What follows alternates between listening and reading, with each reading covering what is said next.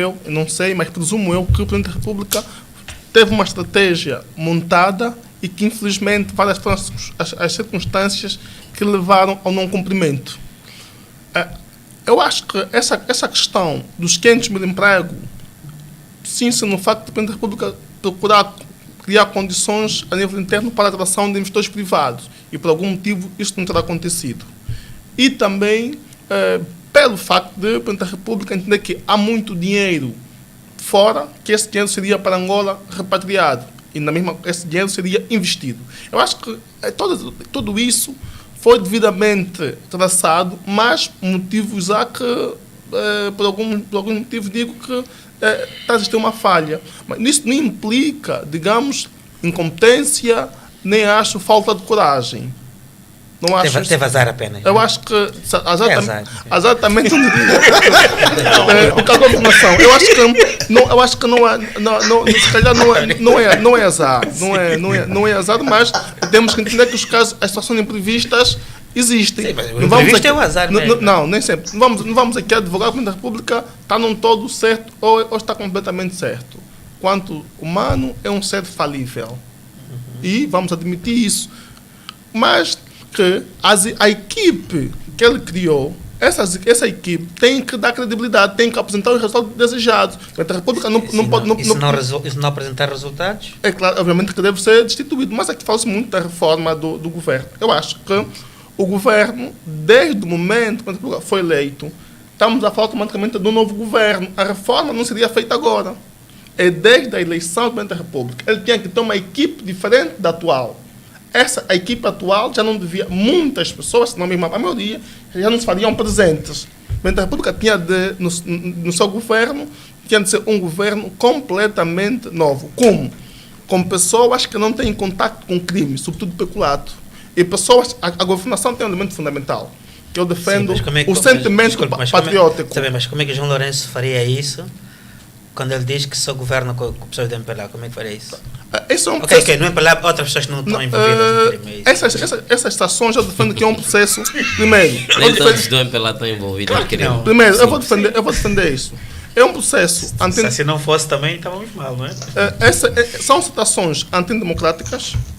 Isso promove a exclusão, porque a governação, o único partido não é o dono da sapiência nem da competência. A governação aqui, a democracia participativa, implica a envolvência de todas as pessoas competentes para o desenvolvimento da República, que é a República é o epicentro da governação. Que os interesses que mais a serem defendidos são os interesses da República e o cidadão, o epicentro da governação. Daí que significa que o João Lourenço não podia ter dito que só governa com pessoas do MPLA, não é? Eu acho que não, porque se virmos como funcionou o GURN quase teve a funcionar. Se houvesse vontade, vamos com o GURN, isso funcionaria. E se tivéssemos, falou-se aqui da Constituição, também defendo, mas é importante que a Constituição ou a lei sobre eleições gerais daria a oportunidade de eleger candidatos independentes. Isso é um processo democrático completo. E o professor Carlos Feijó aqui defende que nesse processo de descentralização facilita claramente o desenvolvimento. As instituições angolanas não funcionam, se calhar, por esse quesito, que é só governa e só governam aquelas pessoas. Há uma repetição de pessoas no poder. Claro que isso vai dar fragilidade. Um viciado é um viciado. Bem, vamos então passar para o próximo tópico. Diz Samuel. É assim. Eu sem discordar de ninguém. Pode também discordar, pá. Não, mas sem discordar de ninguém. Discordar é uma coisa muito salutar. Não, eu sem discordar de ninguém.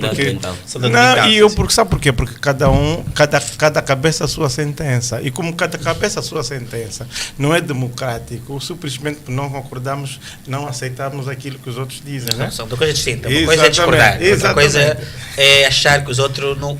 Que quem discorda não tem que dizer o que pensa. Com certeza. São duas coisas diferentes. O que eu quero transmitir é o seguinte: é que sistematicamente nós estamos a fazer a crítica nas pessoas. O problema não são as pessoas. Você fortificou as pessoas e fragilizou as instituições. Mas o problema está aí. Então, é preciso nós reformularmos o processo. Ponto final. Sim, mas aqui, Samora, agora dando aqui, usando aqui o meu império do Leviatã da sala, tá bem? Aqui essa questão do modelo, essa questão do modelo temos que vê-lo bem também. Sim. Eu acho que há uma série de evidências que também nos dizem que com o mesmo modelo e pessoas distintas, tu fazes coisas distintas.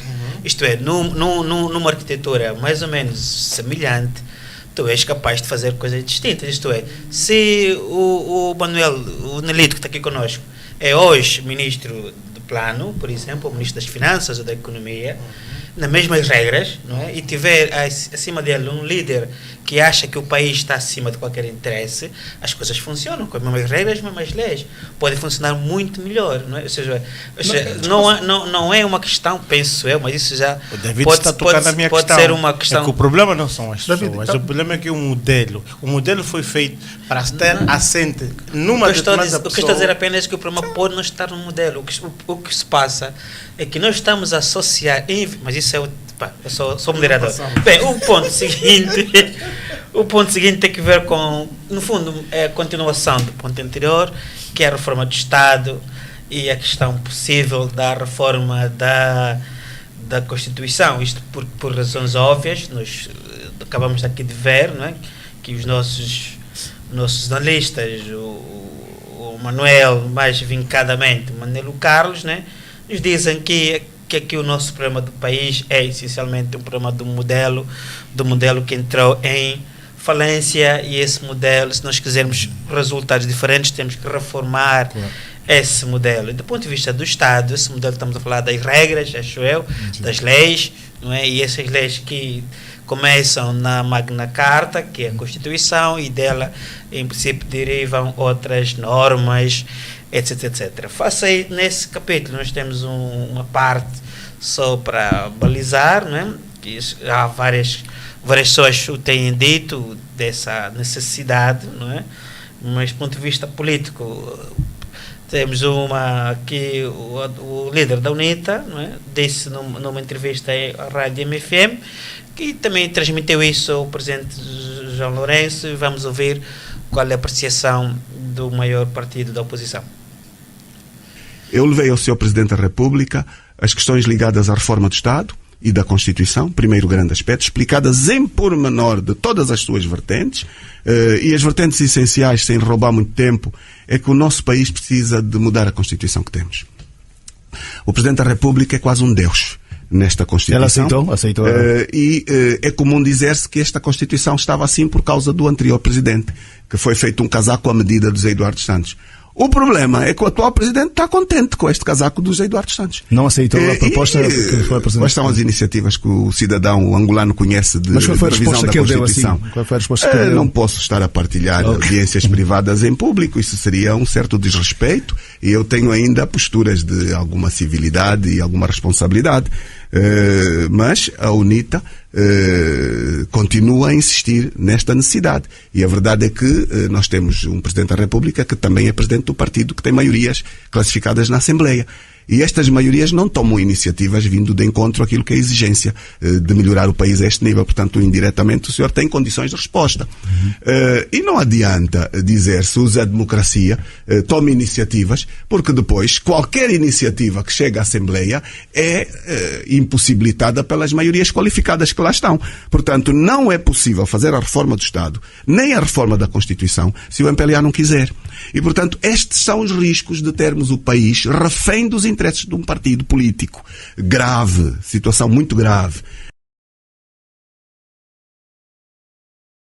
Júnior, para aquelas pessoas que acham que essa reforma deveria acontecer, não é?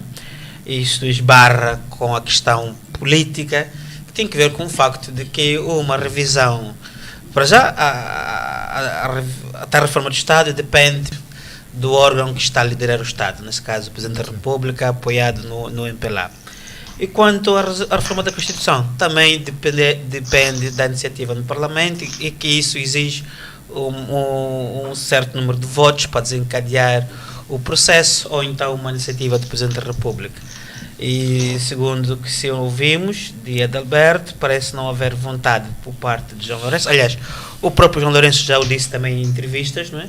Que a questão da reforma da Constituição não é uma questão prioritária, não é uma questão importante, e parece-nos claramente que ele também não está pessoalmente, enquanto presidente, enquanto entidade que realmente podia desencadear o processo, parece que também não está por aí inclinado.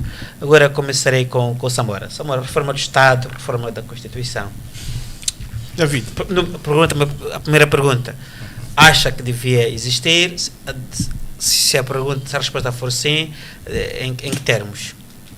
Eu acho que deve existir sim a reforma do Estado e da Constituição, porque entendo que naquilo que são elementos estruturantes do Estado é de todo importante que o país caminhe para aquilo que são, não diria uma agenda de consensos, mas seria provavelmente nós alargarmos os consensos para todas as forças vivas do país. Porque o país, ao final de tudo, é de todos. E o que deve ser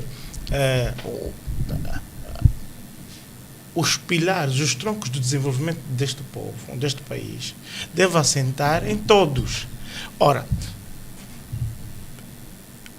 é bem verdade, eu estive a vir um bocadinho as intervenções ou as palavras do presidente da UNITA. Bom, o problema aqui é que também eu pergunto o seguinte: se algum outro partido ganhar as eleições nos termos dessa nova Constituição, será que não se vai acomodar naquilo que é o poder que a Constituição confere? Também não vai querer também usar daquilo que a Constituição lhe confere para poder fazer o seu exercer ou executar o seu plano político. Então, é importante, antes disso tudo, antes de nos escudarmos na lei, é importante que as forças vivas do país, os partidos, as associações, sentem e comecem a discutir definitivamente aquilo que nós queremos para um modelo de desenvolvimento do país. Primeiro.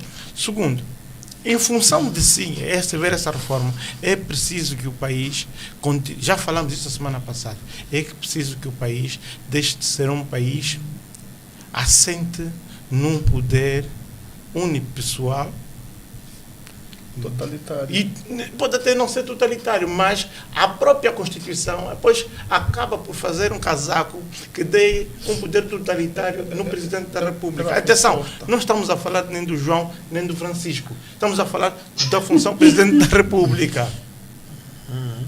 Ora, o poder que está assente no Presidente da República permite que o Presidente da República, até em simples matérias de âmbito local, tenha que dar parecer. E isto não dá certo. A questão das autárquicas tem que ser colocada.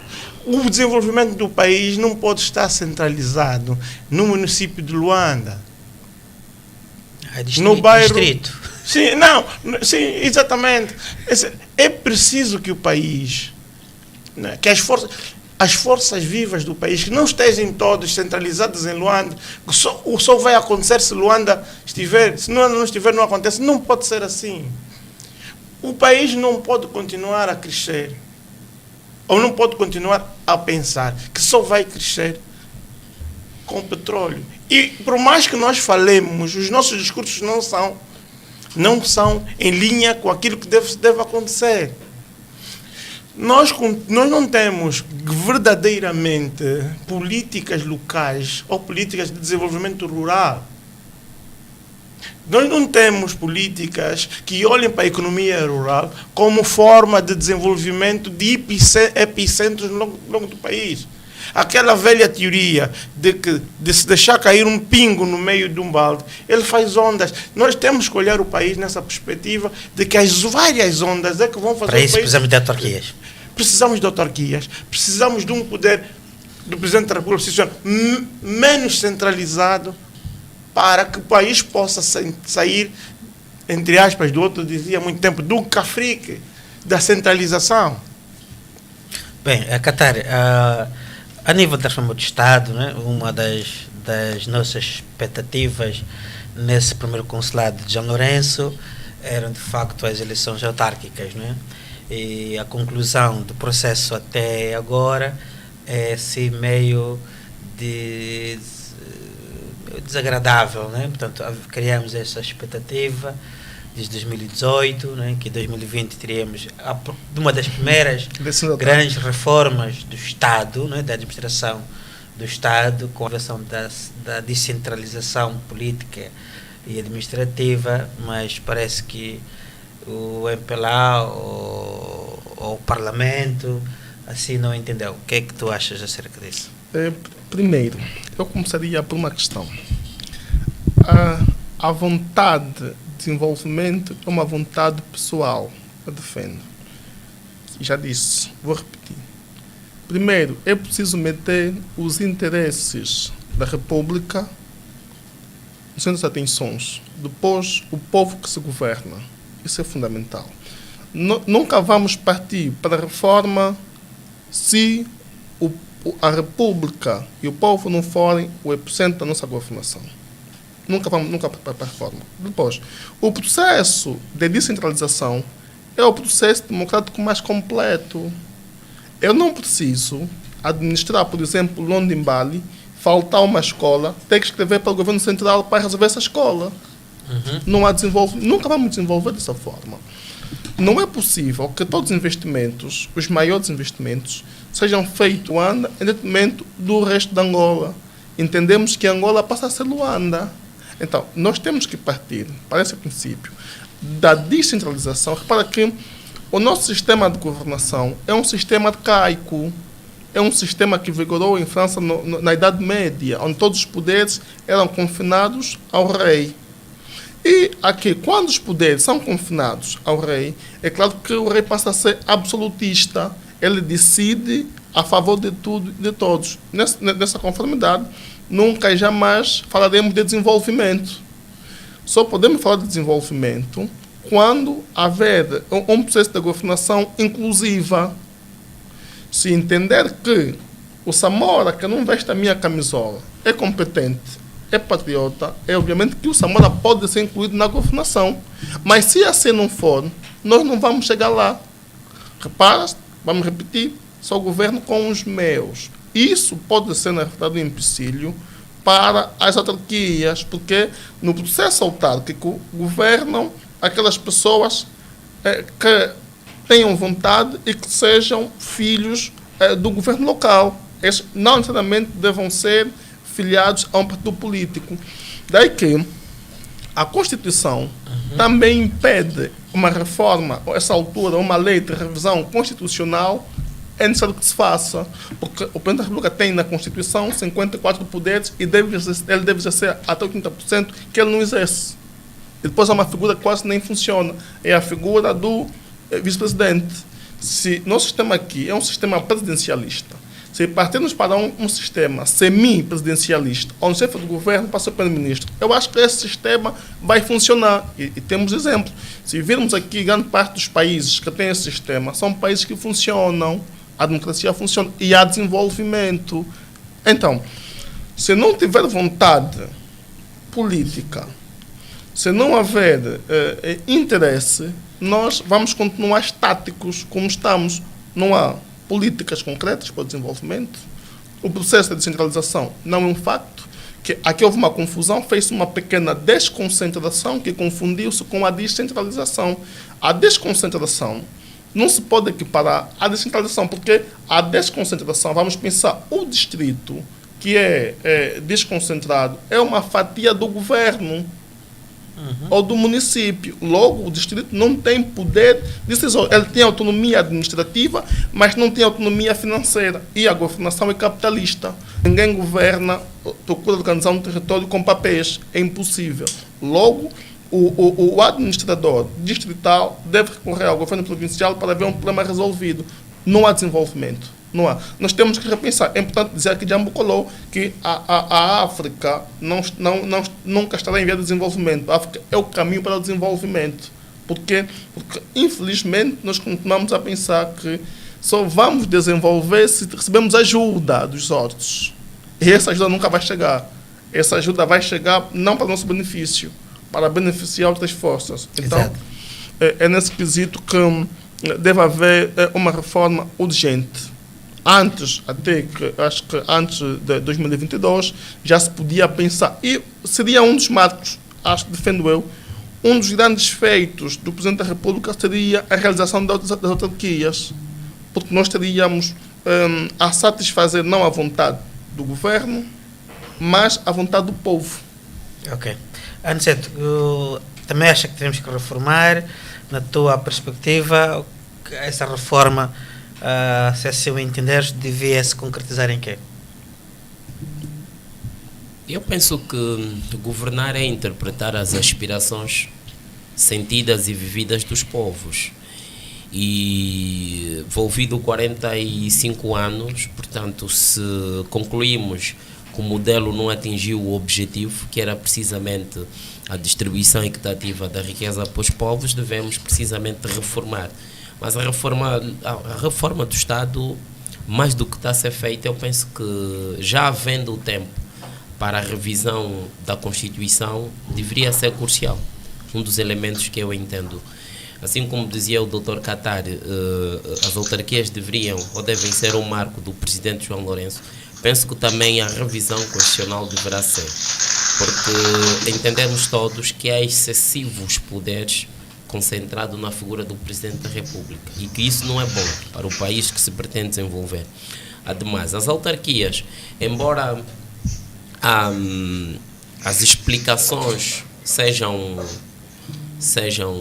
digamos, pacíficas, de serem compreendidas pelas razões apresentadas, quer saídas do Conselho Público, quer por sua excelência o Ministro da Administração e do Território, mas seria bom que esse mandato não terminasse, ao menos, sem o início da realização das autarquias. Estaremos aqui a corresponder com uma das aspirações, com desejos, já não é só da intenção política, mas da própria vontade popular. E aqui as autarquias, no nosso caso, em que políticas públicas falharam e que as políticas públicas, entendemos do ponto de vista sociológico, foram um dos elementos de maior exclusão de acesso às instituições de formação e, consequentemente, de códigos de acesso à riqueza do país. Da mobilidade social, sim. Exatamente. Portanto, encontraremos aqui na realização das autarquias um contrapeso. E, contrariamente a que muitos pensam, eu sou daqueles que acreditam que a realização das autarquias seria uma grande... Não será possível ganhar em todos os municípios. E teríamos, então, a capacidade de poder compreender como é que os outros fariam.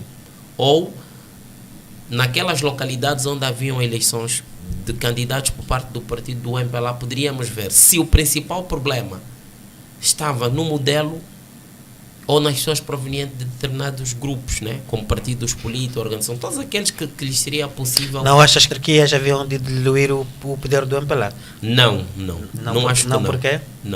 Não, porque com a força e a experiência que o MPLA tem, posso aqui adivinhar que ganharia na maior parte das circunscrições territoriais. Por quê? Porque... Mas o sociólogo não adivinha como é. A carreta... Não, os sociólogos analisam factos. Como esses são factos não realizados, nós estamos aqui a fazer mas previsíveis combates. Uma previsão, sim, não. Mas se temos aqui uma experiência de quem governou 45 anos, conhece melhor os seus territórios. Temos aqui pessoas que, por serem do MPLA, beneficiaram do acesso da riqueza melhores do que os outros. E num processo de competição ao poder político, esses partiriam em vantagem na medida de que eles já vêm com algum poder econômico que poderia ser um dos grandes elementos do convencimento do voto. Sim, antes de dizer uma coisa, okay. No decorrente que estamos a falar anteriormente, né? Temos uma governação de há 40 anos, mais ou menos, né? Que levou o país à falência, sucumbiu, que foi o consenso aqui dessa sala. Como é que tu daqui concluis que ainda assim, numa questão de competição política eleitoral autárquico, o MPLA ganharia nas generalidades dos municípios? É assim, tem um autor que nós partilhamos, que penso que é o Maurício Duverger, e ele define as eleições como sendo um período mais emocional do que racional. Ok. E os candidatos a determinados cargos que poderão levar à emoção dos eleitores também são aqueles que têm o maior domínio e o maior poder econômico. Ok. Se percebi bem, tendo o MPLA maior poder econômico e financeiro, Será um elemento depois um dia vamos discutir como é que o suficiente. MPLA construiu esse tal poder econômico. Lícita, né? Sim, quando faça isso numa competição eleitoral, Sim, numa se competição adivinha política, independentemente da forma como se adquiriu essa riqueza, aqui no processo de competição política seria um elemento de vantagem. Ok. Porque, primeiro, quem tem poder econômico teria a capacidade de poder chegar a toda a circunscrição territorial. Estamos a pressupor que o MPLA continua uno, não é? Que essas pessoas que têm poder econômico continuam todos em linha como uno, como um O só. líder. O líder, não é? Sim, Eu acho que não, mas estando aqui, Lutina Não, vamos, Santos, primeiro passamos para todos, depois sim, voltamos porque assim, David, vamos ser realistas. Uma parte do movimento revolucionário, eles pretendem candidatar-se às autarquias. Eles, num debate em que tive com um deles, disseram-nos de que têm O movimento revolucionário é o quê? uma organização de jovens denominado Movimento Ok. Revolucionário. Eles dizem que prepararam 6 candidatos para concorrerem às autarquias. Ora bem, 6. São 168. 168 municípios. Sim, mas eles 64. prepararam 6, de acordo com o Hitler, Sassucusso. Ok, No o debate ativista. em que tive, o Ok, ativista, ok. Vamos ver que um deles, por exemplo, vai concorrer para o município de Viana Cacoaco. Ele tinha que ter condições materiais que lhe permitissem Massa. mobilizar. Ele tinha que ter dinheiro, tinha que ter carro, tem que ter som. Nós conhecemos como é que são as competições. E a ausência desses elementos, se ele não conseguir mobilizar parceiros, e a partida partirão já com pouca credibilidade. Portanto, eu que sou empresário, eu que quero investir num determinado candidato. Eu que sou empresário, que eu acho que a política de corrupção não me favorece. Não vou apostar. Vou pegar meu dinheiro, vou apostar no Samora, que vai presidir o Lubito, que eu vou, no Lubito, desencadear o meu processo de enriquecimento que eu sempre tive a fazer. Exatamente. Portanto, Ou seja, fora do MPLA. Mas você não construiu essas figuras. Por isso é que eu disse que o MPLA ganharia a maioria, não em todos. Porque aqui é Muito necessário bem, ver muito quem Muito bem, investe, Vicente, quem investe enquanto empresário, quem investe, porque o capitalismo não trabalha com sentimento, trabalha com razão e faturação. Portanto, eu vou investir num projeto que sei que esse tem margens de vencer e que vou ter retorno a curto ou médio prazo. Exatamente. Carlos, Muito bem. Diz lá, David. a reforma do Estado, autarquias, Constituição. Eu estava a olhar para a cara de sofrimento do Nelito enquanto o Aniceto estava a dar os últimos argumentos. O capitalista trabalha com experiência, não trabalha com emoção, Com trabalha razão e com faturação. faturação. Experiência e faturação. Razão e A cara de faturação. sofrimento do Nelito. Eu pensei que ele fosse pedir a palavra, tudo bem. Nelito, posso avançar, né? Pode Posso avançar, sim. Duas notas. Uma primeira tem a ver com uma discussão recorrente, para não amassar os nossos ouvintes, que é a reforma do Estado é um imperativo. E, obviamente, isso passa por uma revisão da Constituição para, por um lado, reduzir o excesso de poderes que estão concentrados na figura do presidente. Por outro lado, dar mais poder à Assembleia da República. Mas no nosso figurino, e fazendo fé no vaticínio aqui do Aniceto, que seja nas autarquias, eu aqui por extensão, um bocadinho de malandrice com o Aniceto, também estou a olhar para 2022, pode ser que a coisa se repita e a oposição não cresça tanto. O MPLA continue a manter uma maioria qualificada na Assembleia. para refrear os apetites vorazes das maiorias qualificadas, como nos ensinam os Federalist Papers, sobretudo o Madison, eu aqui era dar poder à Assembleia, sim, mas esse poder à Assembleia tinha que permitir que as minorias também tivessem protagonismo. Como? Que fosse possível, na Assembleia, criar esses CPIs, comissões parlamentares de inquérito. E que essa iniciativa e autorização não exigisse voto maioritário. Okay? Que houvesse aqui um mecanismo de decisão que não obrigasse a maioria qualificada, mas que obrigasse maiorias simples, pontuais. Okay? Sempre que houvesse um facto político que o justificasse, que fosse permitido à Assembleia da República criar, sem muita ginástica, as comissões parlamentares de inquérito. Por quê? Porque a Assembleia da República, enquanto órgão por excelência que representa o eleitor, deve ter capacidade de, em nosso nome, que é só uma parte de nós, fiscalizar a ação do Executivo. Ora, um Executivo que tem uma maioria qualificada, no nosso modelo, não é fiscalizável. Então, que se altere isso, assim sendo concreto. E essa alteração vai permitir que as outras forças do Parlamento, que não apoiam a maioria que governa, possam criar comissões parlamentares de inquérito. A pergunta que se coloca é, para que servirá uma comissão parlamentar de inquérito?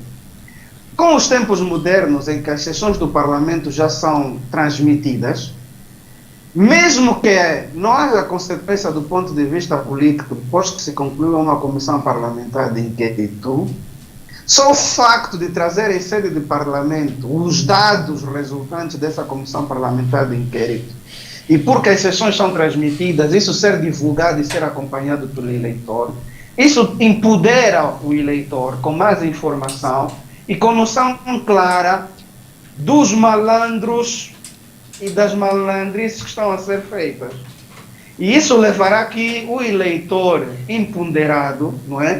Eu aqui estou a dizer malandro e malandrice com as devidas aspas, para quem só está ouvindo, está a ver, estou a colocar entre comas, ok? Portanto, isso, a pouco e pouco, nesse exercício de construção da democracia, vai tornar o eleitor mais empoderado, porque tem mais informação sobre a qualidade do exercício da governação feita por aqueles que estão a governar. E isso também, de certa forma, pode ter aqui um efeito dissuasor dos comportamentos predadores. Por quê? Porque são fiscalizáveis em sede de uma comissão parlamentar de inquérito. Estamos a nos referir à fiscalização estritamente política. Então, nesse sentido, mesmo que não se desfaça a eleição direta do presidente ao mesmo tempo que os deputados, na mesma lista, mesmo que se mantenha esse figurino, se avançar para o empoderamento do Parlamento, isso já era um avanço. Dois, também para esses lugares todos que nós falamos, Sonangol, Endiama, Fundo Soberano e outras empresas estratégicas, que a indicação dos presidentes dos conselhos de administração desses lugares passe também pela audição via Parlamento. E que só sejam aprovados aqueles que efetivamente uma idoneidade moral, além da capacidade técnica, tiveram uma idoneidade moral. As CPIs permitem o quê? Que os grupos parlamentares tragam em sede de audição dessas figuras elementos que não são conhecidos do público. Então, mesmo que a maioria tenha a intenção de aprovar o nome do David, por exemplo, como PCA da Sonangol, só o facto de se levantarem suspeitas fundadas com dados leva a que, com receio dessa opinião pública e do eleitor informado, a maioria tenha algum pejo em usar de forma errada a sua maioria. Okay? Isso é muito importante para o exercício de fiscalização e do checks and balance. Isso também vai levar a que o Poder Judicial, por arrasto, se há uma fiscalização política que trouxe dados factíveis do comportamento errado do cargos dirigente, isso vai despertar o Poder Judicial a tomar a sua ação, que é a fiscalização jurisdicional. Okay? Portanto, há aqui uma alimentação do freio e contrapeso. Quem gosta de ler os Federalist Papers, aqui a recomendação é ler mesmo, como eu dizia, Madison. Portanto, essa é a primeira parte que eu acho que é importante em sede de reforma da Constituição. Não estou com ilusões que se façam as grandes reformas que são necessárias, mas desde que se empodere o Parlamento e o poder de se criar comissões parlamentares de inquérito seja também esteja ao alcance das minorias, já teríamos um ganho nesse aspecto democrático. 2, vou olhar para a entrevista que foi do meu governador de Benguela, Rui Falcão, e é uma entrevista que a mim particularmente deixou agradar. O pronunciamento, não é entrevista, o pronunciamento deixou-me agradado, porque faz mais ou menos 4 anos que a editora Almedina fez sair um livro sobre autarquias e mais alguma coisa, e tive a felicidade de participar com um capítulo nesse livro, coordenado pelo professor Paulo Zigo Pereira, catedrático do ISEG. Eu dizia, há 4 anos, que o modelo de governação centralizado faliu. E a falência do modelo de governação, o modelo de governação centralizado faliu. E dava exemplos concretos, eram os amontoados de lixo no Lubito, em Benguela e outras cidades do país, a incapacidade de reforma ou de capinagem nos cemitérios, o Campo Santo, onde todos nós iremos. Eu dava aí vários exemplos e dizia na altura que as enxurradas que se abateram sobre os municípios do Lubito, Catumbela e Benguela em 2015 tornaram descoberto essa incapacidade do modelo de governação centralizado. E não faz tanto tempo assim, numa entrevista à Rádio Lubito, eu dizia que aceitar ser administrador do Lubito, de Benguela, nas circunstâncias do nosso modelo, é ser herói. E na altura não fui bem entendido. E agora que veio da boca do governador, espero que os meus lá do Lubito e Benguela entendam o que eu disse, que é ser herói, por quê? Porque o modelo centralizado não permite que se recolha o lixo sem que Luanda mande dinheiro. Não permite que se tape o buraco da estrada sem que Luanda mande dinheiro. E o governador foi muito mais longe. Como é que tem que ser um ministério a fazer concurso público para terraplanar 20 quilômetros no Bocoio? Se o município pode fazer isso, se o governo da província pode fazer. E no final, num estilo muito bom, característico do Rui Falcão, dizia ele, havendo incompetentes, seguramente não estão em Benguela, esses estão lá em Luanda. E o ministro estava aí a ouvir. Portanto, o ministro foi incluído no rol de incompetente. Aqui chegasse. E a crítica que ele faz. Essa já é a tua interpretação. Centralização. Não, isso foi dito por Rui Falcão, não é, Carlos? Foi dito pelo governador. Ele referia-se ao Ministério das Finanças, não? Não, também a administração. Ele não chamou nenhum ministério, ele falou só. Todos. Havendo incompetentes, não estão em Benguela, seguramente, estão em Luanda. Okay? Nos ministérios de Luanda, ponto. Usa a carapuça. Okay? Eu, como não estou em nenhum ministério, a carapuça não serviu para mim. Mas estou feliz porque em 2016 escrevi sobre isso. Mas vou simplificar aqui a minha leitura de Rui Falcão. Depois ele também fala desse modelo de descentralização. Eu também escrevi sobre isso. Ele diz que essa descentralização que nós estamos a fazer, politicamente queremos uma coisa, mas em sede de execução é um fracasso total. Não funciona.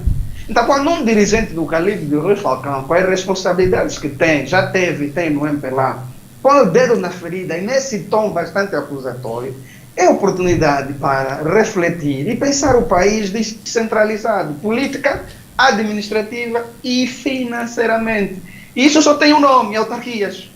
Então, Rui Falcão estava a dizer, não foi bem pensado esse adiamento das autarquias, esse sou eu a interpretar. O adiamento das autarquias não foi uma boa decisão. Porque nós que estamos no terreno, nas províncias, nos municípios, estamos a sentir o peso da dificuldade de conviver com esse modelo de governação centralizada. Esse modelo só era possível e viável com, lá está no primeiro tema que falamos, com excesso de dinheiro para distribuir por todos, sem responsabilização. Portanto, quando há muito dinheiro para distribuir por todos sem responsabilização, a governação centralizada sobrevive. Ao faltar dinheiro, e é preciso contar tudo, como diz o nosso povo, de cafito-fito, o modelo de governação centralizada é suicídio coletivo. E é também suicídio da estratégia de quem quer ver o país andar. Então, é bom que se leia nas entrelinhas o que o Rui Falcão disse. E ele mostrou cansaço. Não é cansaço de estar a governar, mas de estar a governar nesse modelo. E da dissonância que existe entre a vontade do líder, não é, que diz descentralização política, e aquilo que o Aniceto esteve aqui a dizer, e eu como não tenho esse problema vou dizer, o líder quer uma coisa, disse o Rui Falcão, mas a máquina que tem que executar a vontade está a empatar o processo. Sim.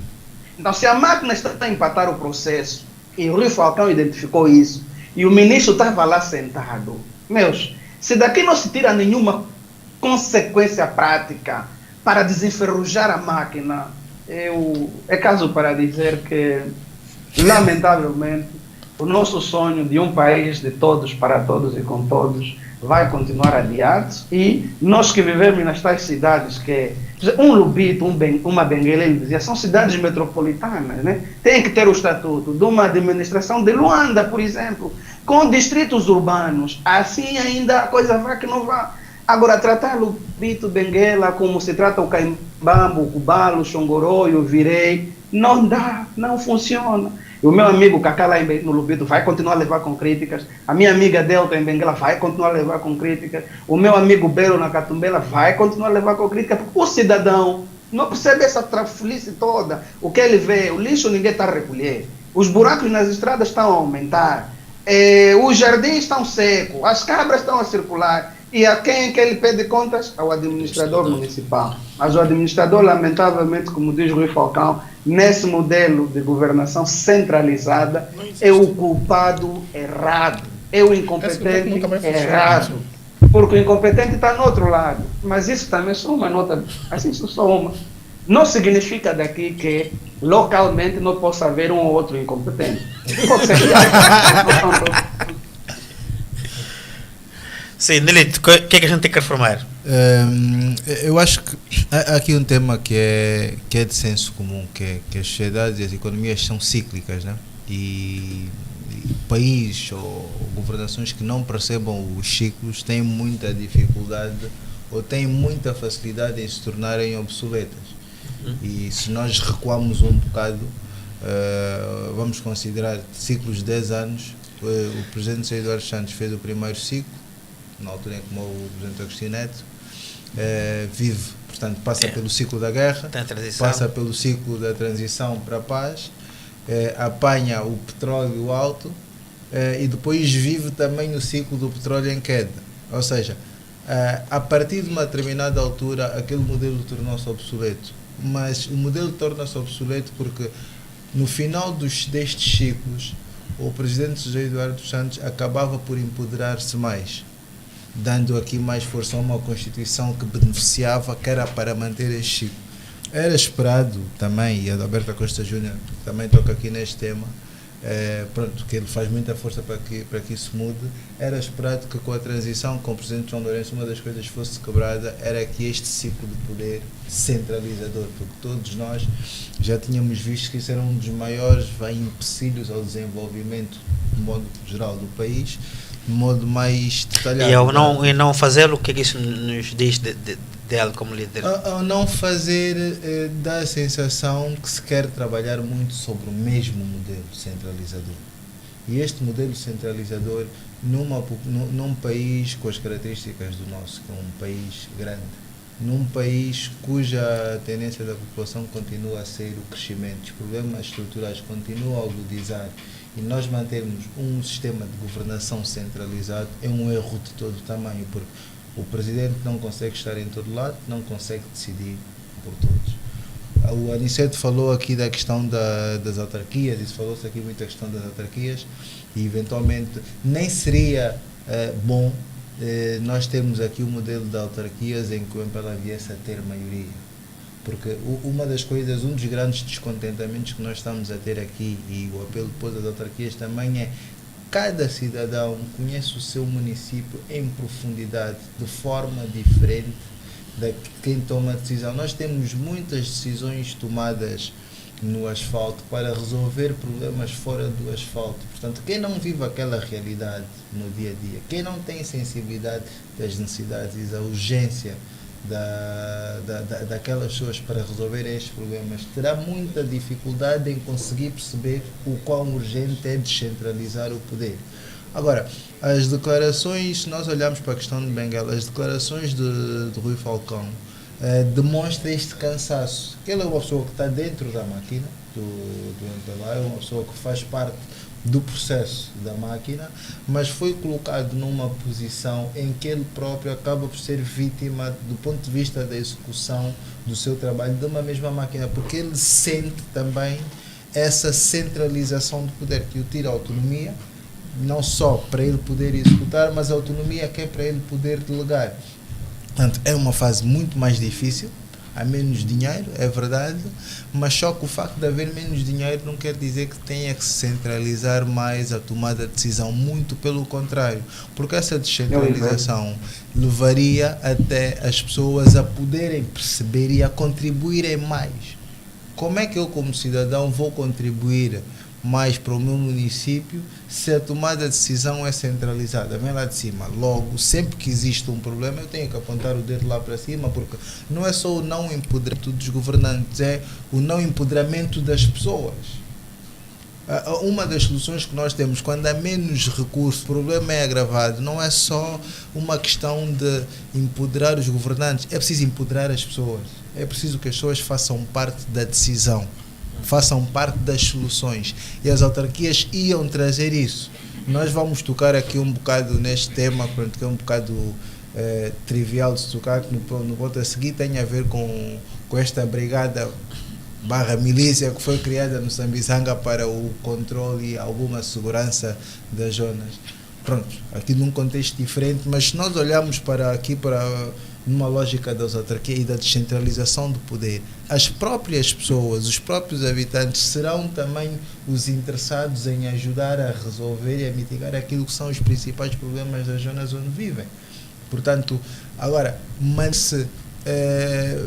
manter-se um sistema em que não há uma alteração da Constituição, as autarquias são adiadas, dá-se um sinal de contínua centralização, porque esta centralização, acredito que quando nós estamos do ponto de vista da direção do pensamento eleitorado é mas do ponto de vista da manutenção do poder, eu continuo a ter aqui o poder, parece que dá a sensação que se está a amarrar um bocado as coisas, que é para de alguma forma poder se juntar aqui votos, né?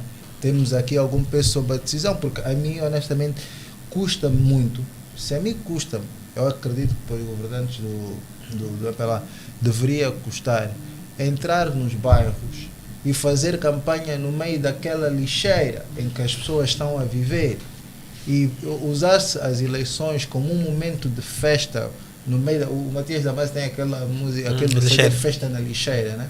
Que representa um bairro de Bengala. Devia ser vergonhoso para as pessoas fazerem campanhas com festas, distribuírem camisolas, naquele tipo de situação, quando sabem que as pessoas não precisam de camisolas, as pessoas precisam de soluções para resolver aquilo. Nelito. Está bem, vamos. Não, o tempo está curto, vamos passar por outro. Tem uma questão. Nelito, olha como é que o país, nesse modelo, está altamente concentrado. O presidente do Conselho de Administração o presidente do Conselho de Administração da TPA, quando vai fazer uma reforma para nomear um diretor, por exemplo, de uma TPA na MIB, vê só no corpo principal. Diz logo, na sequência da delegação de poderes do Presidente da República, quer dizer, tudo no país tem que funcionar na base. Não funciona. Quer dizer que se o presidente não for contactado ou não for consultado para nomear aquele, não vai acontecer. Ele tem poder de anular aquele ato. Mas aqui volta no princípio do governo, só governo com os meus. Por isso que eu estou a dizer, este modelo não é por causa do João, nem o Francisco, nem o Antônio. O país não pode caminhar na base dessa concentração. Exatamente. Ponto final. Bem, vamos então ao último tópico da tarde, que tem que ver com a questão da segurança pública, que também, de certa forma, tem alguma relação com o ponto anterior. Estamos a falar de uma questão de gestão pública, não é? Gestão de território local, não é? Essa iniciativa que está aqui a desenvolver-se em Luanda, concretamente na administração municipal do Sambizanga, acho que também no Kazenga, não é? Que é a criação de brigadas, não é? Brigadas civis, não é? Brigadas civis de vigilância comunitária, que se aquilo que eu percebi bem, vamos passar um vídeo que ilustra mais ou menos que política de que estamos a falar, que tem como protagonista o administrador municipal de Sambizanga, o senhor Bica. O revolucionário da segurança Por pública favor, no Sambizanga, Tomás Bica Mumbundo, apresentou oficialmente o seu programa de combate à criminalidade para o mundo. Tivemos um senhor que trouxe água no bairro. O senhor administrador tinha que ver como é que aquele coitado saiu. Deram cabo do carro todo, da cisterna toda, deram cabo do carro todo. E inclusive levou katana.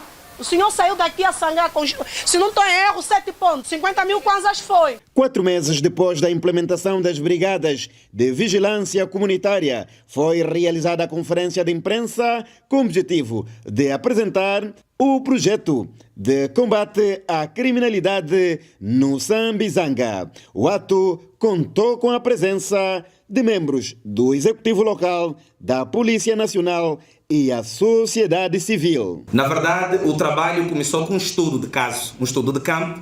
E este estudo de campo, eu que venho aí, portanto, abordamos a perspectiva histórica do Sambizanga, a extensão territorial da população, a origem etimológica da palavra Sambizanga, e aí começou as perguntas de partidas que, através delas, conseguimos encontrar as hipóteses que nos levou a que nós pudéssemos implementar o plano de intervenção contra a criminalidade. O que significa dizer que o nosso programa de combate à criminalidade obedeceu a padrões técnicos e científicos, e é por essa razão que nós obtemos hoje, de facto, os resultados que temos.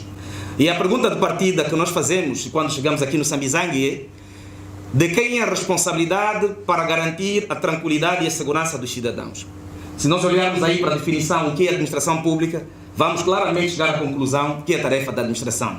De acordo com o professor Diogo Feca do Amaral, a administração pública é o sistema de órgãos, serviços e agentes do Estado, bem como das demais pessoas coletivas públicas, que asseguram em nome da coletividade a satisfação regular e contínua das necessidades coletivas de segurança, cultura e bem-estar. O que significa dizer que garantir a tranquilidade e segurança dos cidadãos é tarefa da administração.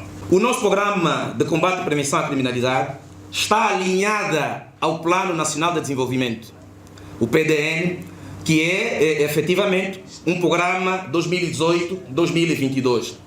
Neste programa, no seu eixo sexto, vem falar claramente sobre aquilo que tem a ver com a criminalidade e a tranquilidade dos nossos cidadãos. E aí vemos mais uma vez que combater a criminalidade é uma questão de políticas públicas. A administração combate a criminalidade, previne a criminalidade através de políticas públicas.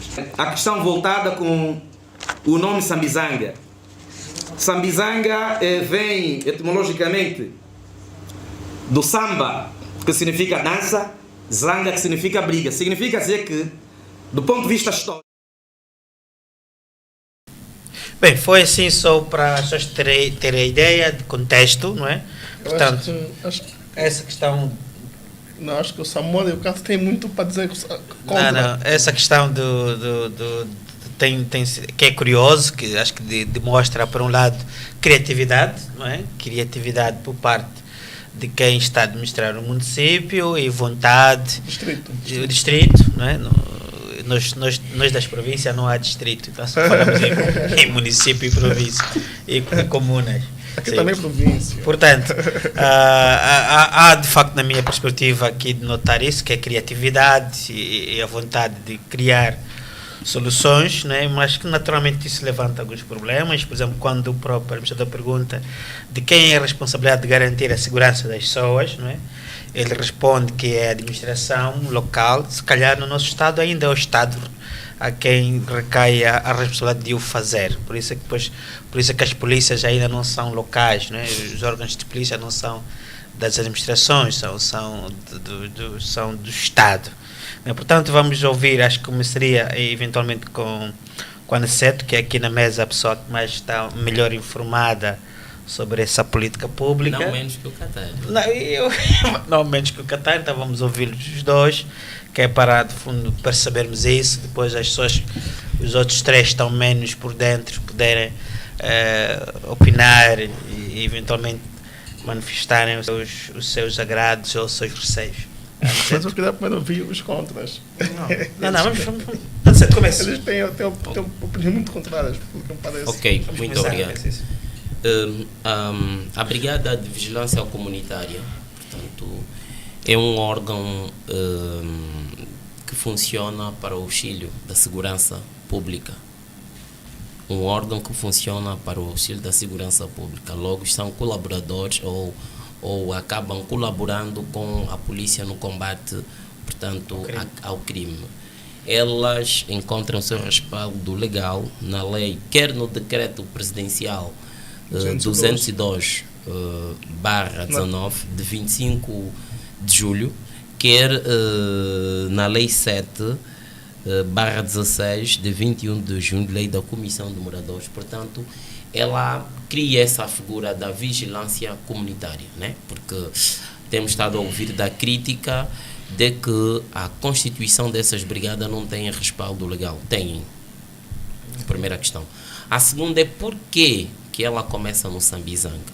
Eu sou colaborador daquela administração local do Estado e quando da chegada do administrador Tomás Bica, ele deparou-se com o episódio de que a 9ª Esquadra da Polícia Nacional fora invadido por munícipes e acabavam levando um caixão e o seu defunto dentro. Portanto, porque os populares entendiam que aquele jovem terá sido morto por efetivos dos serviços de investigação criminal, muito provavelmente no exercício das suas funções.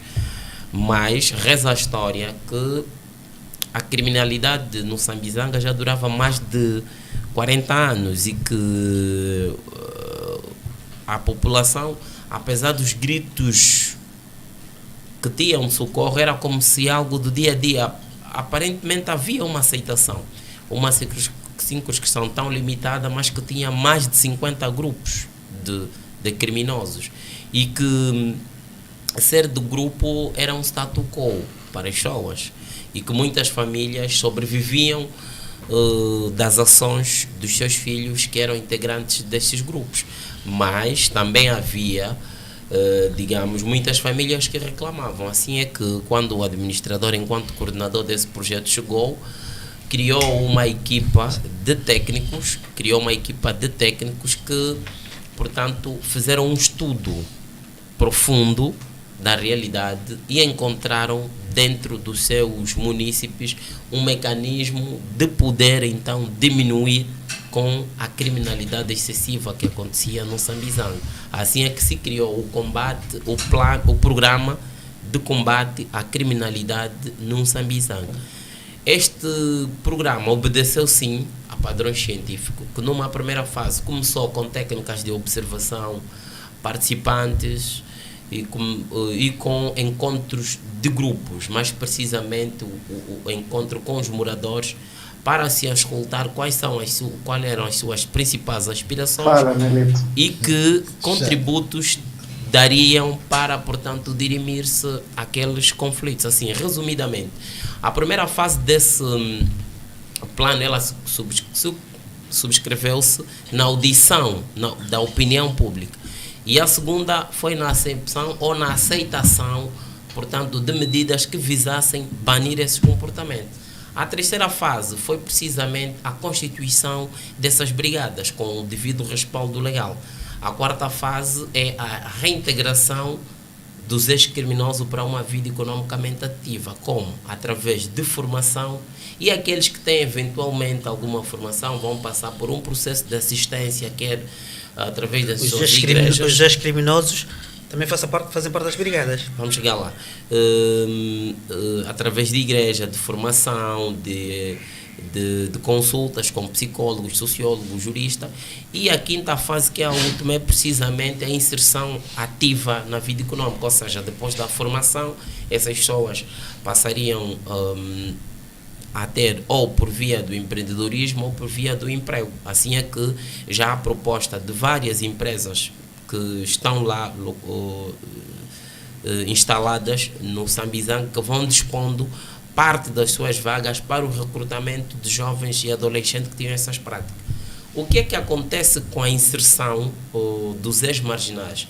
Os ex-marginais não fazem parte da brigada, aqui onde está o problema.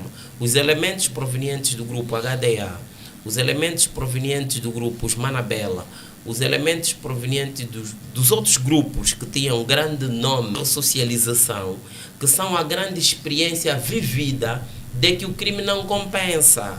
Só que o que acontece? A maior parte da crítica sobre esse programa não foi ao Sambizanga, não estudou o programa, não escutou as populações. E, portanto, através de uma fotografia que foi tirada no Kazenga, porque o Kazenga viu o lado positivo do programa, tentou replicar, mas também não estudou. Portanto, o que concluiu-se no Sambizanga é que criou-se essa brigada de vigilância para se ter uma cultura de paz. A verdade é que na localidade há uma satisfação enorme. Há uma satisfação, e nada melhor quando estamos a criticar um programa, estudar o programa, sobre o programa emitir as críticas, melhorar, aprimorar, ou enfim, ou mesmo acabar, mas tem que se estudar o próprio programa em si. E depois, a realidade em que o programa assenta. Nós vemos todos os dias, e houve recentemente um debate também na Rádio MFM, em que indivíduos que aparentavam para mim terem cérebros arejados, mas foram infelizes em poder criticar algo que não conhecem. Portanto, hoje a ciência e a divisão social do trabalho não aconselha isso. Se tivermos que criticar alguma coisa, antes temos que entender. Depois de entender, dar a nossa visão. É que muito fora do que é o programa, muito fora do que é a realidade, as pessoas emitem críticas, e porque alguém publicou uma foto do Sambizanga, como já disse, que replicou sem um estudo, porque do Kazenga, sim, cada realidade é uma realidade, cada necessidade é uma necessidade. Agora, o que era facto era que não se podia admitir os constantes crimes oriundos que eram cometidos no Sambizanga. Nós tínhamos todos os dias crimes de morte, homicídio, roubos, violações, mas que tu hoje sentes. E hoje as pessoas no Sambizanga andam à vontade, de manhã, de tarde. Já há uma imagem que dizem que o administrador disse que hoje no Sambizanga podes andar com $1 milhão, que ninguém te faz nada, e que a situação está estável. É irônico, não é? É ironia. Nelito, o que é que tu achas desse tipo de iniciativas? Sim, Carlos, já dou a palavra, tá? Assim, eu acho que rixas que tu achas que isso pode... Eu acho que este tipo de iniciativas... Claramente, segundo aqui o réptil do Anaceto, não estudamos o caso, mas daquilo que se pode ver. Eu acho que essas iniciativas têm aqui como objetivo a integração social e a reintegração das pessoas na sociedade e na resolução dos problemas locais. Do modo geral, eu acho que faz sentido que haja essa reintegração. É a única forma de nós termos, sobretudo nos nossos bairros, a forma como está organizada a nossa sociedade. E se nós olharmos para uma realidade em que a população urbana vai continuar a crescer e de forma desorganizada, nós descentralizarmos aqui a organização é muito importante que se faça. Agora, é importante que, ao mesmo tempo em que sejam feitos estes programas do ponto de vista estatais de integração das pessoas, se dê aqui um ênfase também à integração social e à integração económica, que é o que leva muitas vezes as pessoas em situação de desespero a voltarem ao crime.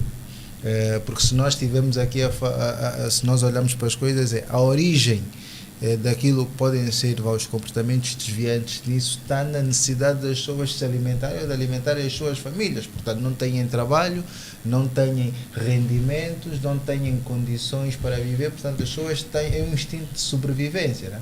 E se existem aqui iniciativas, no fundo, que integrem estas pessoas do ponto de vista social para a proteção das suas comunidades, eu acho que faz sentido que haja. Mas é muito importante que isto, por um lado, tenha a mesma urgência de integrar essas pessoas socialmente, serem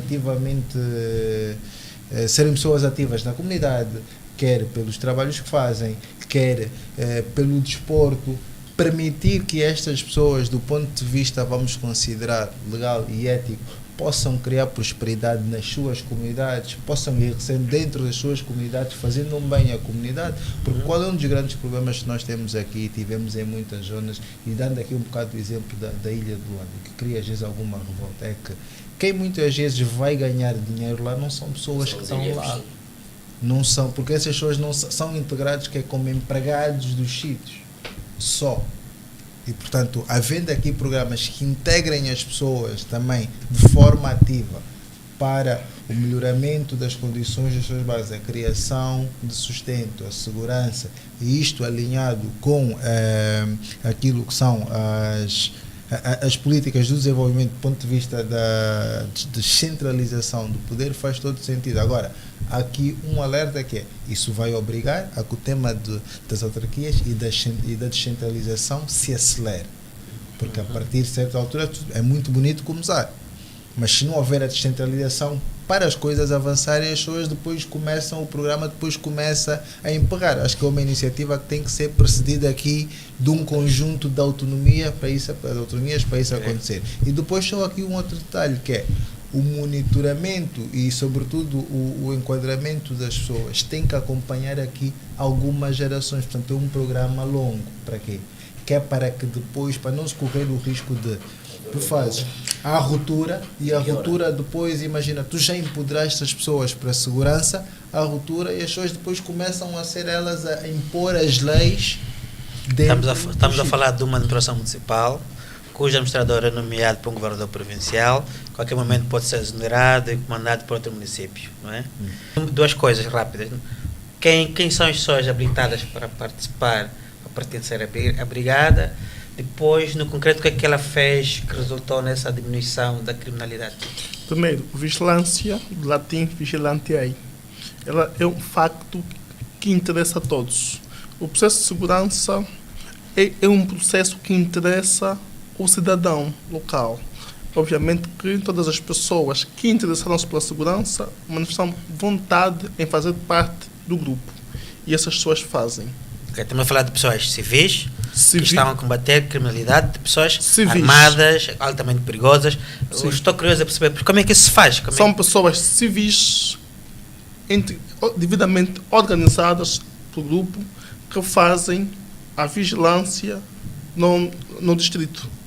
Vê que é um bandido, vão chamar a polícia, permita-me só para perceber, sim, para perceber a dinâmica. Permita-me só coisa. Quando ele diz o que eles fazem, conversa com as pessoas, e aqui foi inédito ver, a partir do diálogo, com o apoio dos mais velhos sobretudo, conseguiu-se desmantelar 47 grupos. Ou seja, os jovens perceberam, e aqui com a ajuda dos ex-delinquentes, que o caminho que eles estavam a percorrer não era o mais correto. Eles entregaram voluntariamente as armas e outros materiais contundentes. Passa-se uma falsa ideia de que esses jovens civis vão combater homens armados. Não. Esses delinquentes que compõem essas 47 gangues estão cadastradas. Eles não fazem parte das brigadas, não. Eles cadastraram-se porque, na verdade, no Sambizanga, sabe-se quem é quem. Por exemplo, há um jovem lá muito perigoso, que era o padre das ruas, e que assim que andou muito tempo atrás deles. E assim que admirou como é que foi possível, com esse programa de diálogo, ele entregasse e essas pessoas deram testemunho. Não, nós estamos cansados de matar, estamos cansados de cumprir homicídio. Nós só queremos que a administração, né, os governantes, percebam que nós também temos direito, nós sabemos fazer alguma coisa, nós temos ofício, mas queremos que nos ocupem ativamente, é que o ilustre dizia, o Andrade. Então, esse programa não é que os cidadãos desarmados vão atrás dos bandidos armados, não. A primeira e a segunda fase permitiu com que esses bandidos desarmassem-se, entregassem, e eles hoje colaboram com a brigada. Quer dizer que a vigilância que fazem, se não, então eu estou armado, você está desarmado, o número de mortes seria elevado. Claro. Sim, eles vigiam, porque muitos dos crimes que eram cometidos no Sambizanga não eram praticados por elementos que viviam no Sambizanga, mas aqueles do Sambizanga que cometiam são todos conhecidos, sabem se é filho de A, se é filho de B, onde está e tudo mais. Porque na prática vigiar quer dizer que eu percebo que o Samora é criminoso, eu faço a queixa. Exatamente. E a polícia age contra o Samora. Exatamente. É isso, é só isso. No fundo é um grupo de denúncia, é isso? O grupo de denúncia, sim, mas que anda pelo distrito. Que faz a vigilância física mesmo. Sim. Anda às noites a ver o que é que se passa. Sim, o Sambizanga tem entradas. Eles têm postos onde permitem e que através do telefone têm comunicação. Ok. Samuel, o que é que tu achas disso? A priori, nós estamos a ser rotulados como críticos. Mas eu, por acaso... Avançamos agora. Eu gosto da retórica e não uma retórica vã que o Carlos tem. Por isso eu queria ouvir primeiro o Carlos, mas pronto. Carlos, alguém precisa de balanço. Agora, eu quero só dizer aqui o seguinte. As ideias boas estão para serem louvadas, colhidas e encorajadas. E não olhem para, de certa maneira, alguma crítica que se possa fazer ao processo ou ao plano Ela é bem-vinda. como uma forma de botar abaixo. Não é acho que não é o nosso papel. Ok. É só botar o meio, né? Exatamente. Agora, é importante o seguinte: foi feito um trabalho, pelo aquilo que foi dado a conhecer por vós, foi feito um estudo. Mais do que as medidas reativas, porque eu acho que essa questão, essas brigadas de vigilância já são medidas reativas em função daquilo que vocês fizeram. Este plano vos deu, por exemplo, dados concretos, como por exemplo, eu gostaria de saber o seguinte: qual é o perfil, né? Qual é o perfil, ou como é que se pode caracterizar a geografia humana nesses bairros? Que tipo de atividade existe lá na realidade? Porque assim, a intervenção do senhor administrador ou de quem fez isso tudo podia nos ter dado também essas variáveis. Qual é a atividade normal do cidadão que vive no Sambizanga? Quais são as razões que levam os habitantes do Sambizanga e aqueles que venham ao Sambizanga delinquir, né? Que motiva que ali pratiquem os seus atos? O que é que falta daquilo que é as políticas de segurança pública, que não são só do Sambizanga, né? O que é que torna vulnerável para que isso aconteça? Porque aqui estamos a ver um problema. E o problema aqui resulta do quê? É que nós temos uma sociedade em que as alternativas do ponto de vista das saídas profissionais, da educação, da utilização racional dos tempos úteis, causa aqui problemas muito sérios. Essas pessoas que vão delinquir o fazem porque gostam, o fazem como alternativa, o fazem porque... Isso tudo também seria bom nos dizer isso, para que as críticas não morressem exatamente no estudo e não nos elementos externos ao estudo. Outro aspecto é, a nós nos interessa que haja uma base legal, mas também nos interessa é que essas brigadas não utilizem a base legal para depois potenciarmos outras formas de resistências e outras organizações que podem depois convergir para um aspecto nocivo para a própria liberdade das pessoas. Não é? Porque somos homens, como homens, os homens falham. Então, é outro aspecto que eu anotei aqui. O plano de vigilância é um plano reativo. Espera-se que haja um plano proativo. O que é que pensa-se nessa? O que é que se está pensando nisso? Nós vivemos hoje um país com uma taxa de desemprego muito alta, vivemos com famílias desestruturadas, vivemos num país ou em determinadas regiões cuja ausência de políticas públicas de integração fazem uma falta gritante. Do ponto de vista da administração, sim, senhor, há coisas que estão para elas, porque aquilo já criticamos, o modelo de governação, de desenvolvimento, de governação do país, não assenta, não empodera as administrações. Então, qual é o contorno que se pode dar para que isso aconteça? Porque senão as críticas vão existir. E as críticas vão existir por quê? Porque quando se critica assim, que não é um estudo científico, se calhar as pessoas não têm acesso. Porque também houve falta de comunicação. E houve falta de comunicação. O problema não é fazermos um ato. O para comunicarmos como é que as coisas acontecem, como é que as coisas não acontecem, mas é usarmos todo o manancial de comunicação para que todas as pessoas possam perceber, não é, as valências do programa, as valências do estudo.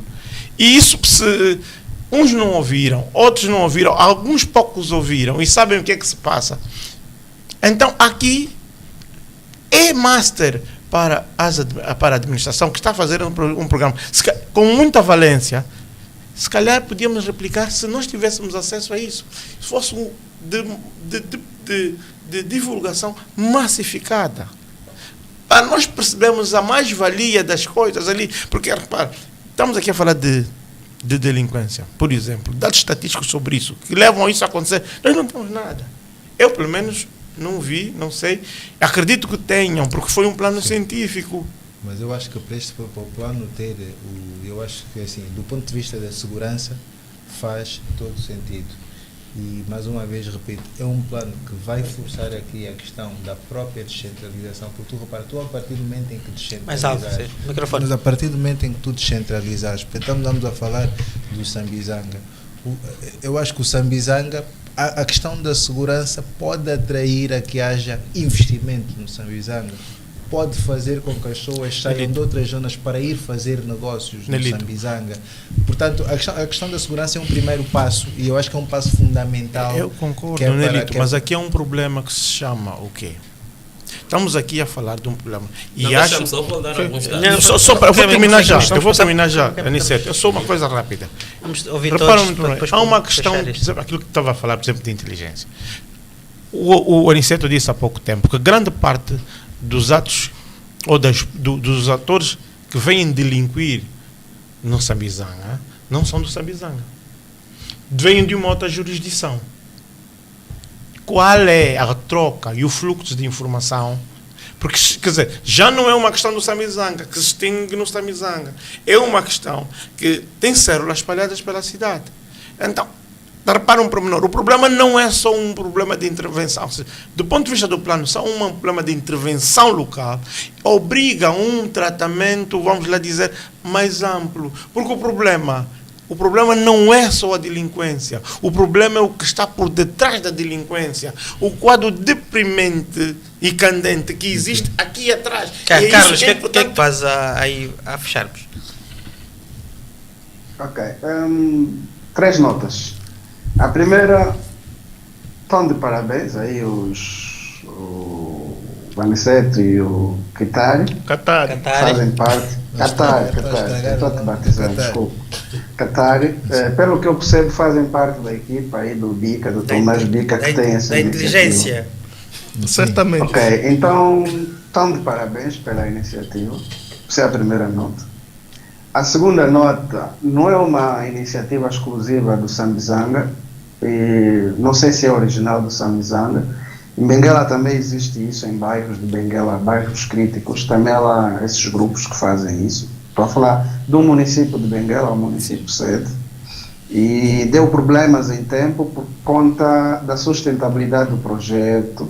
E quando eu estava com o dedo no ar, eu queria fazer uma questão ao Aniceto.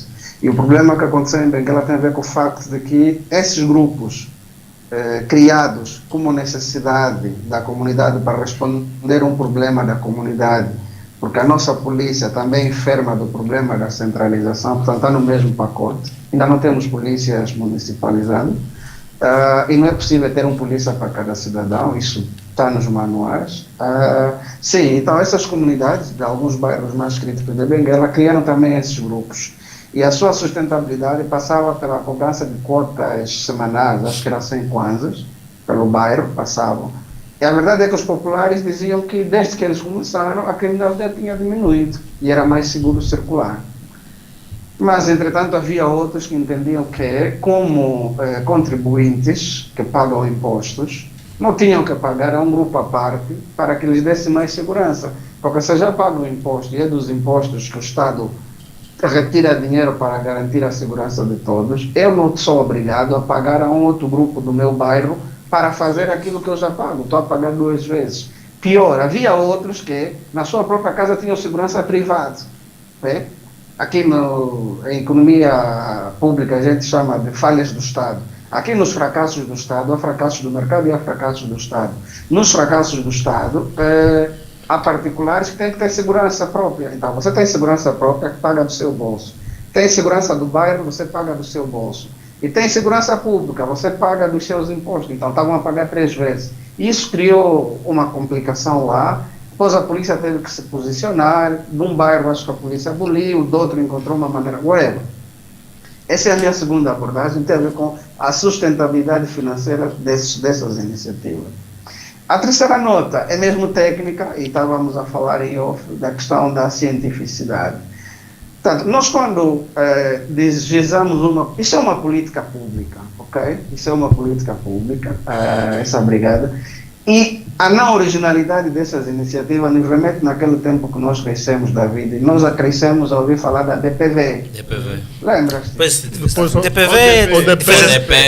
Defesa Civil. Tínhamos o DP, mas no bairro tínhamos a DPV, Brigada Popular de Vigilância. Exato. Isso que estão a fazer só mudou de nome, portanto não tem aqui originalidade, não tem ciência. Olha, Não, ainda a temos gente isso. diz, a comunicação do Tomás Bique, fizemos um estudo científico e tudo mais, a gente diz, bom, desculpa lá, está a forçar a expressão do estudo científico. Depois apresenta lá uma pergunta de partida, assim, toda a mancar, está a forçar as expressões, ok? Portanto, quando você não é original, as BPV já existiram há muito tempo, e isso sempre se fez.